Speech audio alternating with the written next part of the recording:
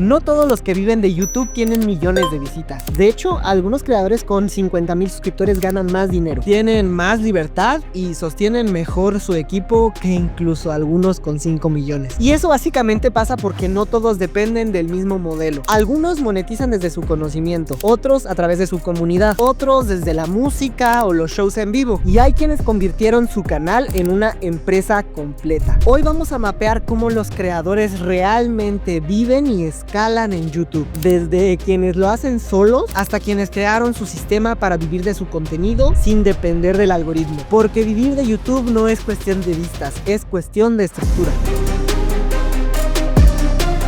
YouTube básicamente ya no es el punto de llegada. Bueno, en ocasiones sí lo puede ser pues, pero ahora pasa a ser el centro de un sistema donde el creador construye su propio sistema para poder vivir de lo que hace. Hoy los creadores más sostenibles no creas que dependan de anuncios o cosas por el estilo. Usan YouTube como una pieza estratégica que conecta con las otras piezas que tienen en el tablero. Su comunidad, sus productos, su conocimiento o incluso su música. Mientras que algunos directamente monetizan, por ejemplo, con su contenido. Otros, por otra parte, lo pueden hacer de manera como indirecta, ganando a través de cursos, de marcas o productos que ellos hayan creado derivados de su marca personal, hasta vivir de patrocinios o eventos en vivo. Por eso siempre que hablamos de vivir de YouTube o de un podcast, hablamos de vivir de un ecosistema completo de contenidos. Y si este tema te interesa, de hecho ya hablamos de eso en nuestro podcast de ¿En qué etapa estás? Lo puedes ir a ver en la esquinita, por supuesto, al finalizar este video, donde hablamos un poco acerca de todo este ecosistema entre tus redes sociales y cómo las debes combinar para poder hacer sostenible el crear contenido. Pero entender este ecosistema es lo que te va a permitir encontrar cuál es tu modelo perfecto de contenidos. Así que si te parece, sigamos con eso. Comencemos con el modelo 1, el creador autosuficiente. Todo comienza aquí: una cámara, un micrófono y una persona que quiere decir algo. Y repetirlo hasta hacerlo parte de su vida. Este es el modelo del creador autosuficiente, que él mismo se produce, él mismo se edita, él mismo se distribuye, y todo para comunicar su mensaje o su contenido. Un gran ejemplo de esto es Roberto Martínez, quien desde el principio inició solo y de hecho ha contado varias veces que antes de comenzar siquiera con el podcast creativo ya había subido miles de videos a la plataforma. Empecé en el 2007, hacía videos con dados, güey. Un pedo que se llama dice stacking. ¿Qué? Y agarraba dados y le hace cuenta que quedaban parados. ¿Qué? El primer video hablado lo hice como en el 2009. Porque... O sea, ¿no salías a cuadro? ¿O sí salías salía, a cuadro? Pero no hablabas. Pero no hablaba. Después fue cambiando de formatos, pero definitivamente el hecho de saber que hizo miles de videos antes de empezar con creativo ya nos da una perspectiva de todo lo que pasó como creador. Fue cuando empecé el blog escrito. A mí me daba mucha pena salir en videos, entonces empecé a escribir. Me di cuenta que la gente no leía y empecé a hacer mis artículos videos, y así empecé de bloguero, ¿no? Al principio me daba mucha pena salir en los videos, entonces salía con lentes oscuros porque no quería que la gente me reconociera. Hacía videos de noticias por mucho tiempo, y luego me acuerdo que leí el libro del País de Uno de Denise Dresser y me gustó mucho el tema social, el tema político, y ahí fue cuando empecé a hacer los videos de política en el 2013, 2014, y ahí fue cuando la gente me empezó a conocer. Y a pesar del tamaño de su proyecto, sigue siendo una de las figuras más autosuficientes del panorama de los creadores de contenido. Creativo publica varios episodios a la semana, con invitados, fragmentos, reels, pero detrás de eso, lejos de lo que se podría creer, no hay una gran productora, sino que es un sistema que más bien él mismo diseñó, con muy pocas personas involucradas. Ya contraté a una persona que me ayuda en tema de producción. Somos un equipo de 2 ahorita en el podcast, y he intentado como que dejar ir un poco las cosas, pero todo eso no lo tenía tan al pedo, y el forzarme a mí mismo mediante cosas con Jacobo a grabar 50 capítulos seguidos hizo que el procesito del podcast se vuelva muy eficiente, que yo entienda como el proceso integral que conlleva crear un podcast, y esa repetición me ayudó muchísimo a facilitar muchísimo, a quitar la fricción de grabar un episodio. Ahorita tú llegas a mi estudio, le pico casi un botón y todo eso funciona. Todo funciona, y para mí, por mi forma de ser y por mi forma de trabajar, eso fue lo que me ayudó mucho. Roberto consiguió lo que muchas marcas envidiarían conseguir en cuanto a sostenibilidad de contenido, porque está haciendo solo con muy pocas personas lo que equipos enteros a veces hacen: grabar, editar, distribuir, publicar publicar y todo de forma constante y a través de varios años. Y esa es básicamente la esencia del modelo autosuficiente, tener control total del proceso, aunque eso implique a veces más carga operativa o en el caso de él incluso tener varios estudios divididos en diferentes ciudades para poder mantener la calidad lo mejor posible y reducir los tiempos en muchos casos. Muchos creadores comienzan así, evidentemente, pero lo interesante es que algunos, como en este caso por ejemplo Roberto, logran mantener este formato incluso cuando crecen, ¿sabes? Y lo siguen manteniendo. Otros, en cambio, lo usan como una etapa como de aprendizaje para en un futuro profesionalizar, digamos, porque evidentemente Roberto lo sigue haciendo de forma muy profesional, pero él solo. En cualquier caso, este modelo enseña algo que ningún curso a veces te puede dar. La claridad es entender cada pieza de tu propio sistema, ¿sabes? Porque antes de escalar hay que saber sostener y sostener en el tiempo, en el largo tiempo. Y sostener también es un arte. Modelo 2. El creador con equipo. Llega un punto donde tratar de hacer todo solo se vuelve simplemente insostenible. Y la neta no porque falte talento o pasión, solo a veces el tiempo de una persona ya no alcanza para todo. Y aquí es donde aparece el segundo modelo, el creador con un equipo. Un ejemplo muy claro de esto es Franco Escamilla. Cuando comenzó, lo único que él hacía era querer dar a conocerse a través de su comedia, a través de lo que hacía en el escenario. Al final, como comediante, ese es su valor diferencial. Digamos que si aplicáramos lo que les había platicado en algunos videos de la ley de Pareto, pues en el caso de él lo que más le convenía era mostrar el talento que él tenía encima del escenario, y incluso en su momento le llegó a salir el tiro por la culata a alguna gente haberle robado los clips, quitando su marca de agua y habiéndose hecho viral sin saber nadie que era él. Un buen día tu video llega a la persona adecuada que lo comparte en cierta página y lo empiezan a compartir, y sí pasa que de un día para otro tu vida cambia. Oye, ¿y te acuerdas cuál fue este primer video que se hizo viral? Es que hubo uno que se llamaba Una Coca con mi nombre, por una promoción que sacó el refresco que venía el nombre y decía comparte una Coca con Adela, ¿no? Y yo hice la comparación que era para que los jodidos sintiéramos como en el Starbucks, que le ponen tu nombre al vaso.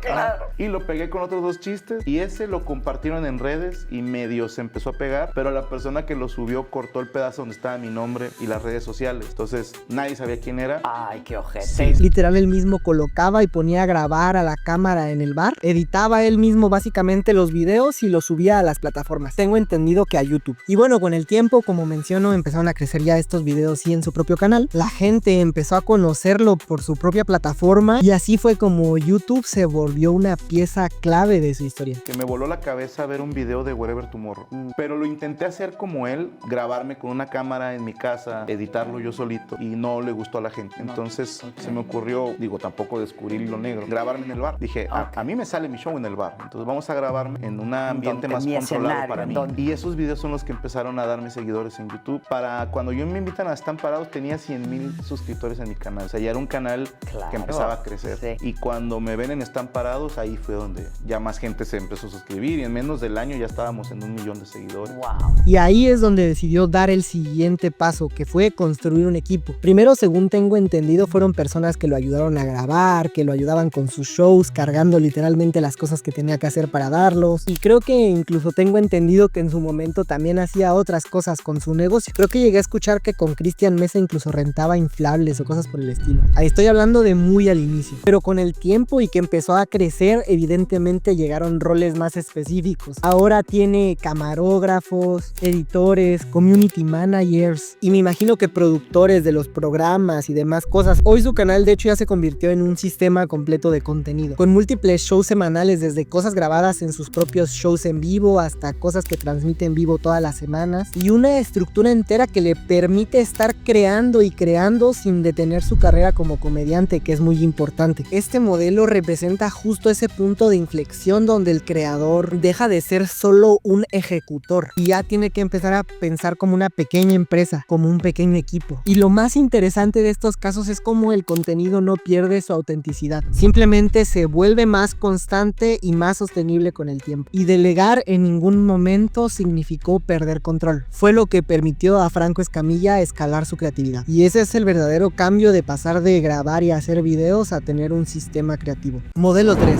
El creador de show, streamer o artista. Ahora, no todos los creadores realmente crecen por una estructura. Algunos solo crecen por su energía, ¿saben? Por presencia, literalmente, por el simple hecho de estar vivo y conectar con miles de personas al mismo tiempo. Este es el modelo que yo llamo de showrunner o de creador en vivo, como es el caso de los streamers, ya sea gamers o simplemente streamers de IRL, artistas. Incluso dentro de este modelo pueden entrar algunos comediantes que sí solo se dedican a la comedia y no a la creación de contenido aparte, que convierten su presencia, ya sea o no en el escenario, en un producto. Un ejemplo claro de esto, pero en el streaming, es Ibai Llanos, quien convirtió su manera de transmitir en una marca personal global. Sus ingresos pueden venir de múltiples fuentes, de patrocinadores, de suscripciones, de eventos, incluso de colaboraciones con otras marcas, de su propia monetización, pero no es el único tipo de creador que puede usar este modelo. Vamos a ver otro. Por ejemplo, en la música también sucede. Artistas como Kid Keo, por ejemplo, empezaron a subir sus canciones simplemente a YouTube, sin disqueras, sin campañas, sin distribuidoras, nada, sin una inversión externa, simplemente subiendo las cosas que tenían para que todos las escucharan. Y a partir de ahí arman una base de seguidores lo suficientemente sólida y que pudieron escalar a plataformas, giras, contratos o incluso hacer sus propios shows. Y en este momento los ingresos pasan a no depender del algoritmo como tal, sino de la relación que tiene el creador como tal con su comunidad. La gran ventaja de este modelo suele ser la inmediatez, la comunicación tan directa con la audiencia, sobre todo en el caso de los shows en vivo o de los streams, sin tantos intermediarios entre quien da el show y el público. Pero créanme que también tiene su costo y es la constancia que requiere, porque cuando tu energía pasa a ser el producto, pues descansar básicamente se vuelve un lujo, y este modelo de cierta manera es difícil de escalarlo con un sistema, sino que se sostiene con presencia. Si algún día quieren que hable más de ese tema, pueden apoyar con unos likes y dejarlo en los comentarios. Modelo 4.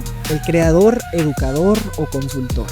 Hay un punto en el que los creadores dejaron de solamente entretener y empezaron también a enseñar. Y aquí es donde nace este cuarto modelo que nombré. Creadores o creadoras que convierten su conocimiento en autoridad y esa autoridad en sí la vuelven un negocio. Un ejemplo clarísimo puede ser Euge Oyer, que lo hace muy bien, por ejemplo, con su canal de Emprende Aprendiendo. Él entendió que su contenido no solamente consistía en inspirar, sino también en enseñar a construir. A través de videos, de cursos, de libros y de una academia online, creó un sistema donde cada pieza de contenido lleva a un aprendizaje o a un desarrollo personal. Creó un ecosistema donde cada pieza pasa a ser una experiencia educativa o de desarrollo personal. YouTube se volvió de cierta manera como un escaparate donde muestra el valor que tiene para ofrecer, antes de venderlo como tal. Otro caso puede ser Romuald Fonts. Él empezó hablando de SEO, posicionamiento y negocios digitales,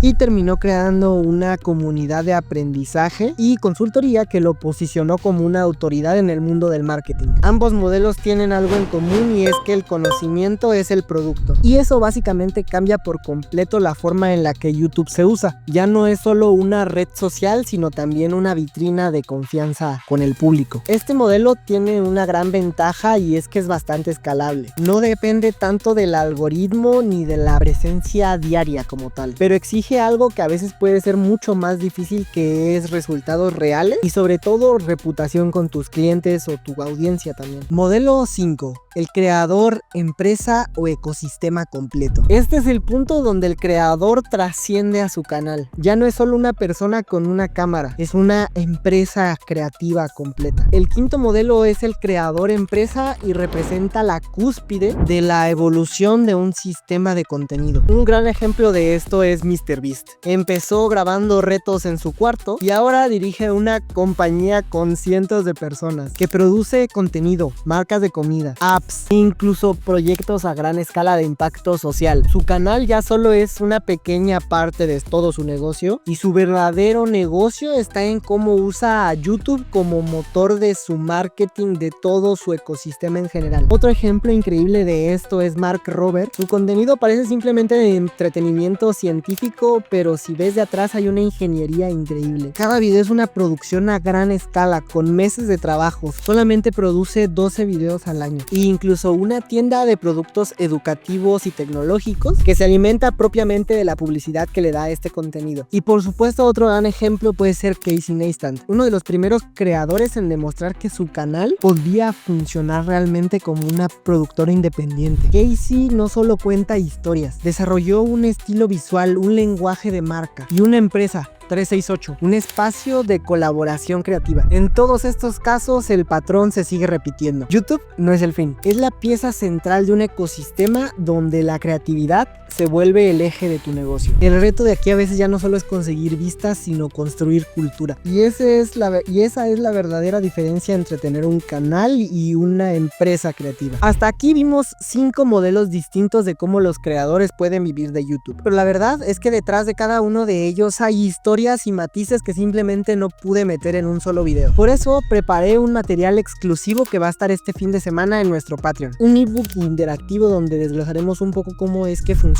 realmente los modelos de ingreso de algunos de estos creadores en concreto. Por ejemplo, como Roberto Martínez, quien usaba a su podcast como plataforma para realmente financiar de lo que realmente vivía, que era de su libro y las conferencias. O cómo Franco Escamilla construyó este negocio a partir de los shows presenciales. Pero, sin embargo, en pandemia fue YouTube quien mantuvo la empresa a salvo. También analizamos a más casos que vimos en el video como Mark Rober, MrBeast o Romuald Fons, para que entiendas más qué hay detrás de cada modelo y cómo funciona. La idea no es que copies su camino, sino descubrir qué tipo de creador quieres ser tú y qué modelo se adapta más a la visión que tienes de tu negocio. Puedes descargar el ebook completo en nuestro Patreon y así apoyarías infinitamente nuestro proyecto. El enlace está en la descripción. Traemos videos todas las semanas. Después de ver todos estos modelos, es fácil creer que hay un sistema que es mejor que otro, pero la verdad es que no existe ni mucho menos un camino único. Cada creador diseña su camino en base a su energía, su propósito y sus ganas. Algunos viven bien siendo autosuficientes, otros necesitan definitivamente de un equipo para escalar. Algunos crean donde la conexión está en el show en vivo, otros desde el conocimiento o desde una empresa completa. Y todas definitivamente son formas válidas de vivir de YouTube. El punto no es llegar a ser el más visto, sino crear un sistema que te permita seguir creando sin agotarte. Un ecosistema de contenidos que funcione contigo y no contra ti. Si quieres profundizar en qué etapa estás y cómo construir tu propio sistema, te invitamos a escuchar todos los capítulos de nuestro podcast. Los links están en la descripción o en nuestro canal de YouTube, como en qué etapa estás. El link, como saben, está siempre también en la descripción. Porque al final no se trata solo de aprender a vivir